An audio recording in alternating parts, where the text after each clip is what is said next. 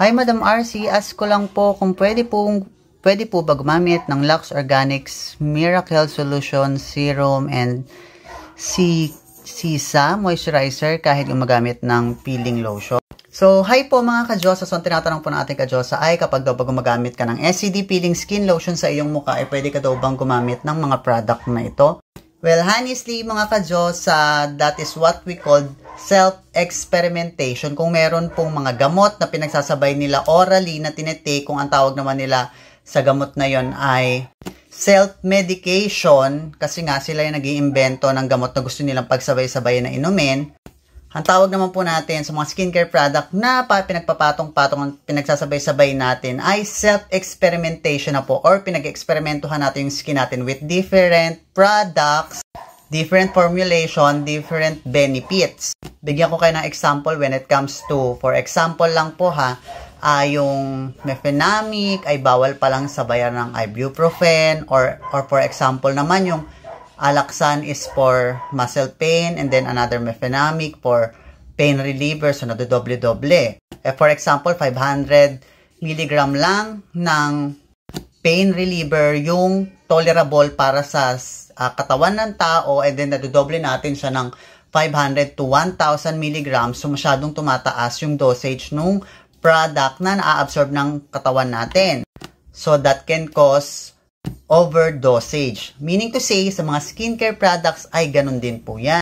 Well, sa iba, pwede, nag-work na maayos sa skin nila, but since we have different skin type, pwedeng hindi po okay sa atin at pwedeng okay sa kanila. It is still depending on our body, on our skin, and we have different lifestyle, so iba-iba rin yung reaction yan, depende sa skin natin.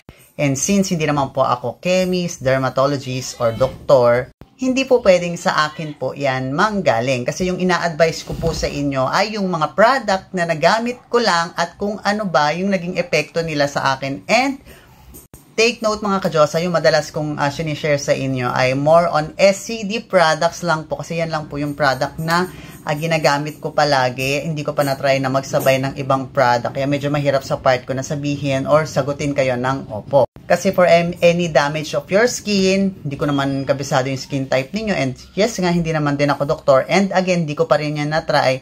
So medyo mahirap sa akin na sabihin sa inyong pwede.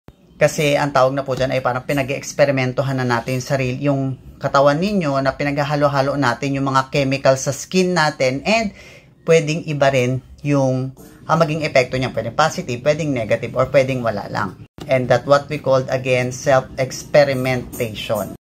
And yung mga videos naman na itinuturo ko sa inyo, ayan po ay proven na at na-test na ng marami at paulit-ulit ko na rin pong nagamit. Kaya kung ano yung sinishare ko sa inyo, nagamit ko na yun ng paulit-ulit at na-experience ko na rin ng paulit-ulit. At kung ano man yung cure, paulit-ulit na yun lang din po yung ginagawa namin. Actually, may video na ako tungkol sa ganito kasi may nagtanong na rin po niyan sa akin. Iba't ibang brand yung gusto nilang isabay, which is hindi ko naman po pwedeng i-advise gawa ng hindi ko naman po alam kung ano man yung skin type na meron kayo. Pero mga ka-Diyosa, para hindi kayo mahirapan, ito po yung ating SCD peeling set. Again, kung gagamitin nyo po ito sa inyong mukha, meron na po yung sunblock, soap, and the peeling lotion. Itong tatlong product lang po na to ay perfect combination, safe and effective for all skin type na siya. Kaya kung gusto nyo, ay yung set po ang bilhin natin para kompleto na po. Hindi na po tayo mahirapan na, pwede pa ba yung serum? Pwede pa ba isabay yung ganito? Pwede pa ba isabay yung ganyan? Kasi with these 3 products na nandito, this is a perfect combination and yung result niya talagang maganda na. 3 product lang yung kailangan nating gamitin. At least, diba, mas malaking tipid yon at hindi na, less na rin sa atin yung consciousness kung ano pa ba yung pwede nating isabay sa paggamit ng SCD peeling skin lotion. Itong 3 lang po mga ka-Diyosa, gaganda na po yung skin natin. And honestly, tulad ng sabi ko sa inyo, ang gamit ko ngayon ay itong Rejuve set sa face ko kasi nagpahinga nga ako dito. So ayan, yung kung ano yung laman ng Rejuve set na yan, honestly, yun lang din yung gamit ko at hindi ko siya sinasabayan ng kung ano-ano.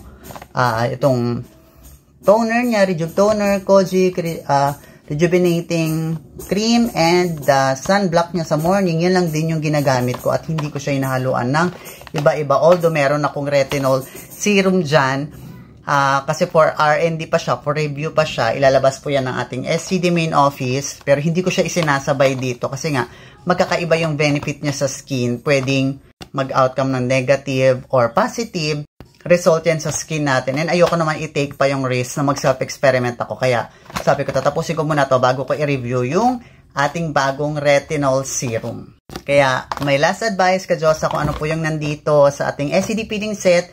Yun na lang po yung gamitin ninyo. At least mas makakatipid pa po kayo kasi wala na po kayong ibang kailangan bilhin. Kung hindi, itong 3 product lang ay maganda na po yung magiging result yan sa skin ninyo. So, yun lang mga ka-Diyosa. Hopefully nakatulong ang video na sa'yo and have a great day. Bye-bye!